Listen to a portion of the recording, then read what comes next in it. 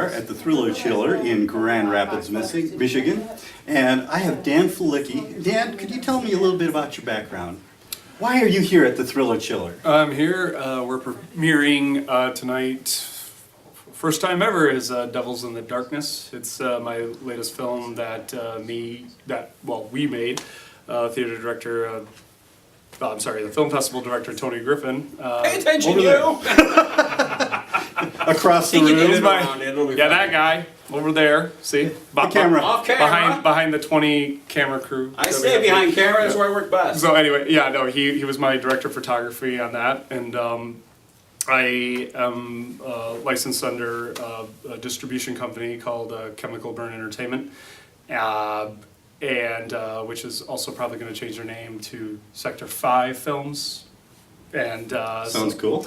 Yeah. They're just mostly into pretty much what Thriller Chiller's into, genre films as well. But basically they stick to kind of like really gritty horror, but they want to like have like a little sci-fi kind of twist to them too. So, So what led you into being a filmmaker? Action figures. Action figures? Yeah. Really? Yeah. Ever since I was a kid, I always played with like action figures. I always combined He-Man with G.I. Joe, or you get the weird generic truck stop version of like kind of like Transformers or something. And then they team up. Like what you do is like you're a kid, you do a thing called like what I used to do is like you silent play. You don't say like I'm gonna crush your enemy bases, and like I'm gonna just you don't play like that. You set them up. You look at a scene. You set up all your characters, but you position them around the room. What I used to have are armies. I'm a huge Hobbit fan, and not so much in the movie. But anyway, the book always intrigued me when I was a kid, and I always liked at the end of The Hobbit was always the Battle of 5 Armies. And I liked it where there was like multiple worlds where they all just collide, where I always like it, where it's not just a good and evil, maybe there's an in-between and stuff like that, and that creates drama. So what it was I had this huge room, and we just saved all of our stuff when we were kids. Like, we even saved the weapons. We were weird kids. Like, if you open our treasure chest now, it's like an eBay collector's dream come true. It's like, fortune, whatever. But no, we kept everything, and, we kept them. We took care of our stuff, because we didn't really play. I just set them up, and I go, this is the scene, what's going to happen today. Maybe one of these guys gets kidnapped, or he's held there for a while. And even the action figures that were always broke or whatever, it was like they had their own world too. It was like the outcast world, like kind of like the underworld, where like one of the heroes or whatever gets sent to the outcast world. And I remember the leader was Swamp Thing. I had an action figure of Swamp Thing, and I remember he had this arm that you could pull out and retract back, but he was broken. So he had this one flinging arm, but he was the leader of all the outcasts. And they never really had names. They never had names, but there's like, sometimes where it builds up, and something's going to happen, and then you have the evil one, the most evil one. He's vanquished, but then he's replaced by another evil person, and then the battle continues. Like, this whole like drama happens, and ever since I was a kid, I've been doing this constantly. I mean, I was in junior high, and I'm still doing this. Yeah. So even during except you're using real people. Yes, exactly. Yeah. Now that's the way I look at. This is a huge inspiration for what I do now. I always say, like, make your actors look like the coolest action figures. Like, it's like, oh, I would like to buy that. It's like, even though Devils in the Darkness, it does star a male nurse, it's like, maybe you can make him cool. Maybe it'd be cool with like a Winchester rifle or something like that. That'd be cool. The villain, he's colorful. He has a unique look. He has glasses. You could come with a cane and you squeeze his legs, and he'll do that with a cane, if he was an action figure, But I pretty much just go, okay, well, this looks good. This looks good to me. I would like to see this as an action figure. And I look at actors as action figures, where it's like I know what they can do, and sorry I talk too much, but again, one quick story. I'm the kid at Toys R Us where back in the day when parents can drop their kids off at Toys R Us and go grocery shopping, and we're fine for about 2 hours, alone. And I remember my mom used to do that to me, and like, we never had any money, but whatever. But you always see the one kid at Toys R Us. All the shopping carts are dusty. No one uses those. Why do they have shopping carts? They have tons. But I remember this one cart full of action figures. You have the young dad buying all the stuff for the one rich kid. It's like, oh, I'm gonna give you these action figures just to like shut you up. I'm busy. I'm working. You know, I'm always gone. This is so I love you. And you know, I'm just like, this kid, he has everything in this cart. And I'm like looking in the cart, and I'm just like a little kid. I'm just like, this is what makes me feel better. Yeah, you're getting that, but you don't know what to do with that. You don't know how to play with that stuff. So that's the way I look at a lot of actors here, where it's like, yeah, they are used very well. But there's sometimes where it's like a movie, I look at that and I'm like, I know you can do this. They didn't know how to play with it. That sounds kind of gross. But anyway, so I like Alrighty then. play with it. No, but anyway, that's a huge inspiration behind a lot of things. I'm also into costume work. I do pretty much all my own costumes when it comes to like plan on doing a medieval fantasy very soon entitled Dwarfhammer, and I think I saw a promo to that. Promo to that. Yeah. That was the year after GR30K, which was Okay. 2010. Yeah. So yeah, I just showed a promo, and we're still. still working on it. Oh yeah. We're just setting it up, and like throughout the whole year. I mean, ever since then, all I've been doing is just collecting more and more stuff for it. And we have a studio now. It's called Rotomation Studios. It's a little small warehouse space, but it's pretty much, you know, the old saying goes, if you have lemons, make lemonade, and we're definitely pumping out lemonade. So. Yeah, Michigan's full of lemons. Yeah, totally. So, tell me a little bit about Devils in the Darkness. Devils in the Darkness is... Your world premiere Yeah. tonight. Yeah, it's actually semi-based off a somewhat true account that I had when I lived down in Hendersonville, North Carolina. Actually, it all happened in Asheville. It was there was this mansion called the Biltmore, and there was all these old homes surrounding the Biltmore. Like, we're talking old money, 200-year-old homes. Some houses already had a slave quarters in the back. Wow. Yeah, and I worked for a contractor, and he was a house painter. And a similar incident happened to me where I'm looking at this whole situation with these nurses and this man who lives in this house, and we're just outside scraping his paint and painting the house. It's like, this would make a great horror movie, and that was like 10 years ago. And then finally, the guy that I work for says, look, we need this type of movie, and I go, oh my God, how about this? And then I sent him this synopsis, and he's just like, I love that story a lot. Can you make it? I go, well, I'll give it a shot. You know, but again, I mean, this is like a You've story. been wanting to for 10 years. Well, yeah, it was kind of rushed though. That was the thing, where it's like, if I had it my way, I would have waited like for another like 20 years at the most, or 10 or something like that, just to perfect it. But I'm very happy with what we got. I'm so happy with this movie. I mean, this is like a very proud moment. And like, you know, where I always, like, you know, people know me, that's like, you know, I give these speeches in front where it always seems like I talk shit about the movie. I'm just having fun, you know, you could laugh at yourself, you know, kind of thing. But this is a movie that I'm very, very happy with and very proud of. And it was hell and back filming it, but you could see the results, and we all struggled, and but we became very victorious in the end. So very happy about that. But it's about a man. It's his first night of the job. He's a male nurse, or an RN, you know, if you want to be PC, I guess. But it's his first night of the job. His patient who owns the house, he's this horrendously deranged, very violent, whacked out individual that has this very dark past. He used to work for the government, and he's now That's pretty serious.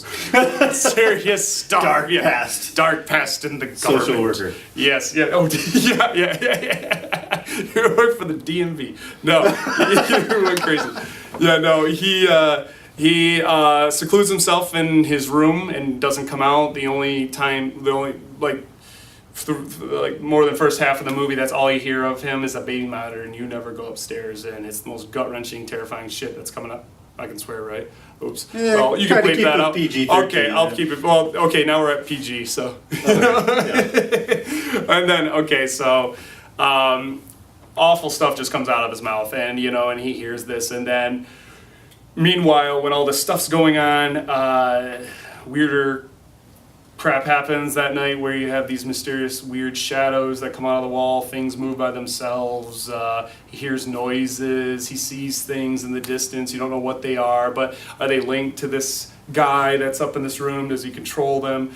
We don't know, but like, you know, you will know at the end of the film. But again, one thing I do love about the film, what I'm most proud of, the camera never leaves the main character. you know just as much as Really? he does. Yeah, oh yeah, it's his first night, and you're there with him for the ride. Only you can't do anything. You know, it's like where you know is just as much as he does from beginning to end. Where he gets the job, and then so at the beginning of the movie you're like, yeah, okay, and at the end of the movie you're like, yeah, okay. You just have to accept it because he accepts it, and the movie does make sense, but he's so pushed over the limit towards the end where he just doesn't ask questions anymore, and he just does it, and he loses it too, and you see like a lot of awesome character changes, a lot of arcs in this movie, so on and so forth. So actually the lead character of the movie is like, because I wanted to go into healthcare at one time. I wanted to be a physical therapist, and so this is kind of like my alternate universe, where you like, yeah, the lead actor Dave Grice, phenomenal actor. He did very well, and I was very happy that my girlfriend came on the set. She was delivering food one day at the set, and she looks at me while he was saying lines. It's like, is she doing it? Is he doing an impression of you? And I go, got it. Yeah, it's funny. It's funny. So forth. But very powerful performances by all of them, and very happy with this film. So, and it's a very, very fun. It's like it brings it back to just. I'm very proud to say it just brings it back to like 80s fun horror. Even though it is very rated R, there's a lot of graphic language and content, but it still has that fun in it. You can laugh at a moment where it's terrifying. Because cool. It's going to be awesome. How long did it take you to make this? Obviously, you started 10 years ago, but when you restarted? Oh, restarted like a film or just this movie? I'm sorry? This movie. This movie? Oh, we began Devil's in the Dark. Yeah, well, we began in March. It was a 13-day shoot, but pretty much everybody here works, and we had to adjust to their schedules. So a 13-evening shoot. 13, mostly weekends. Okay. We did weekends, and we had to sacrifice some weekdays. And but the hardest part with this whole scheduling was we pretty much filmed at 5 locations to make one house. Okay. Understood. Yeah, I can't believe it worked. But we did build a set because I like destroying things that aren't mine. No, we had a bedroom where there's this one shot that it took a lot of people to do. It's a quick scene, very quick scene, probably only 30 seconds, but this thing that comes in the room, and he can make things move with telekinesis, but he waves his hand and things just move, but it's all on command. And stuff's blowing all around. We have this huge high-powered fan, all these pages of books are flying around, this thing's moving stuff with his hand, and we have people just pulling on strings. And but the whole set moves and the whole set's destroyed. It's like, but I wanted to do. You can't do that at someone's house, right, unless they really, really liked you, and will still like you even though their house is destroyed afterwards. Or they're tearing the house down. Yeah, we got to put a few holes in the walls to attach the chain and the rope to pull it. It's like, if you don't mind, we'll patch it up with toothpaste or something. But again, where we not to invite you to my house. No, you're fine. You're fine. No, so then yeah. Well. No, cool. That's fair. No, but again, where we built 2 sets for this, we built a bedroom set and a ballroom set, and it's a very unique place. We did it all at our little studio space too, and very cool. So it worked out very, very, very well. And then we filmed the basement scene. It was in the middle of nowhere, the scariest house imaginable, which I think in my days, in my opinion, it's the scariest place on earth, this basement, and I hated every moment of it, and I didn't even want to go there, but we got a great effect out of it, and I love it. But again, 5 locations, 1 house, 3 actors have jobs and stuff like that, but again, it was 13-day shoot, but it was... yeah. Very cool. And we started in March, and we had a problem with location. Like we started the first scene in March, but then we had to wait a little bit until we found a house, pretty much, a precise location, and that took a while. And then there was these weird floods that happened all over Michigan that year. It was like you're about ready to see like the dude down the street build this weird wooden boat and load up animals. You're about ready to see that. It was that bad. Then, which brought forth the mosquitoes. I know a guy like that. Yeah. Oh, sorry. Bad joke. Noah guy. Yeah. Noah. Oh no! Oh yeah. You mean the guy building the ark? Yes. Yeah. It was a bad joke. Remember that? Just- Remember that Reese's peanut butter Let's cup? go on. Yeah. So, I'm going to talk about the Reese's peanut butter cup commercial. It's great. Alrighty. So, yeah, Reese's peanut butter cup. YouTube Moses. It's funny. It's 80s. It's great stuff. Anyway. Anyhow, going on from there. Oh, where were we? We're going to see the film probably in about an hour from now, I think. No, it's a survival bracelet. Yeah. No. Yeah. Exactly. Yeah. Oh yeah. I hope so. Anyway, where are you going from here? Well, after that, I have a movie that I'm almost just wrapping. It's called Anti-American. Alrighty. And What's that about? it's basically brings me back to my forte is green screen. I love taking filming people in front of a green screen and making them look animated. Okay. And was my first movie, Jared 30K, which was the Boomstick Award winner here. It was just this weird style that I had, and I was crazy enough to do it. And it's a 2-hour movie. It took me all a year to make, and I'm still very happy with the way it turned out. But that was always my forte, and I love it. And so I'm finally going back to that style. And it's about 2 homeless people that they're brothers, and they're squatting for the night. They find this abandoned building, and they're just in for a night of hell. No, where a lot of evil things happen, where one of them's chosen to raise the son of Satan, pretty much, and it's just it's an anti-American, and the T, it's an upside down cross, But again, but there's a lot more to it than just that. It's very Rosemary's Baby meets Midnight Cowboy. All right. I'm trying to. I don't really want to imagine that, but Okay, you got it. you've also got a vampire movie downstairs. Yeah, we wrapped that in last.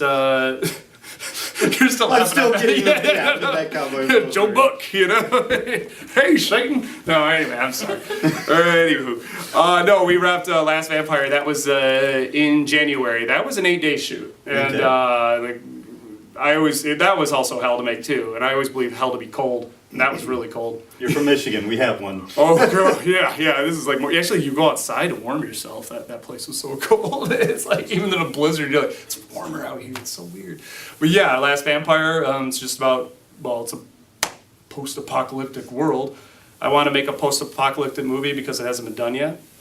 And Really? I can't do a straight face. No, no, you don't know what's going on I could outside. recommend a couple that maybe pander to that genre. Midnight Cowboy, wasn't that one? No, I'm kidding. Willy Wonka and the Chocolate Factory. That was post-apocalyptic, yeah. It's not a bad place to be when the world's ending, Well, maybe it is. Yeah, sorry for interrupting. No, You were you're saying. fine. We talk too much. No, it's just about a really simple story. A girl, you don't know what's going on inside, but a girl there's a cave in, she ends up running into this warehouse. It's kind of like the similar story to what I just said. It's kind of weird. You're right, Tony. It is kind of sad. No, but she is in the wrong place at the wrong time. And I always kind of like those stories where if you can keep the audience enthralled by having 2 people in one location, it's relatively easy to film. But I'm horrendously ADD, if you don't even know. Well, if you can't tell yet, I find And so you're fine. If I'm bored, then the whole entire Milky Way galaxy is more bored. So it's like where I have faith in a lot of these movies. I always like it where if you keep me suspended and it's just all in one place, one room. It's already been an hour 45 minutes. It's like we've done our job, right? One distracting question for you. Of course. I write for a few different sites, but my main site is the Weird Review, weirdreview.com. Yes. Do you have anything weird and wonderful that you'd like to share with your viewers here, your fans? Maybe something they don't know about you or your productions? Oh, about me? Oh, well, Or your productions. I don't know necessarily Up to weird. you. Well, okay, how about this? I mean, my closest friends probably know this, so I guess you're all my closest friends now, whoever hear this, but every morning, I don't drink coffee. I'm not a morning person at all, but the only thing to wake me up is ice cold can of Coca-Cola and the sugary, nastiest cereal ever known to man, and I have to watch two 80s cartoons back to back. And then I start my day. Which ones?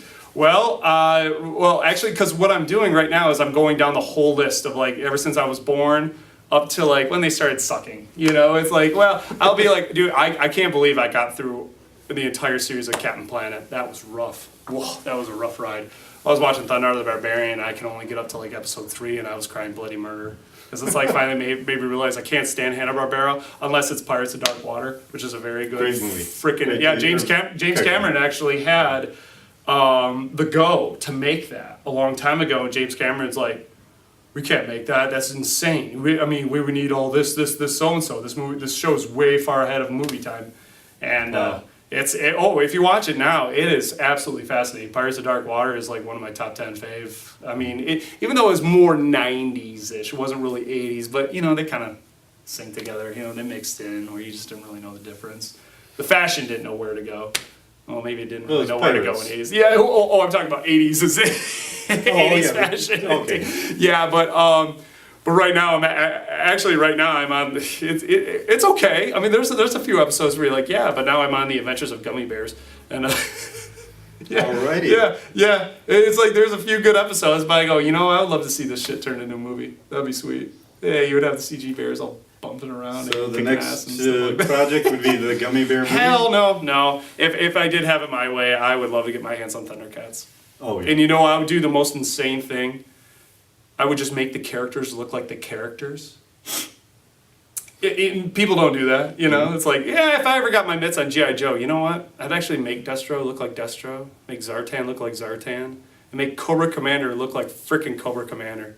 It's easy, you know? And and there's a reason why they're called fanboys, and because we're fans. We like it. If it ain't broke, Right. don't fix it.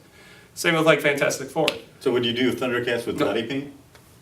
Yeah. Oh, well, yeah, sure, why not?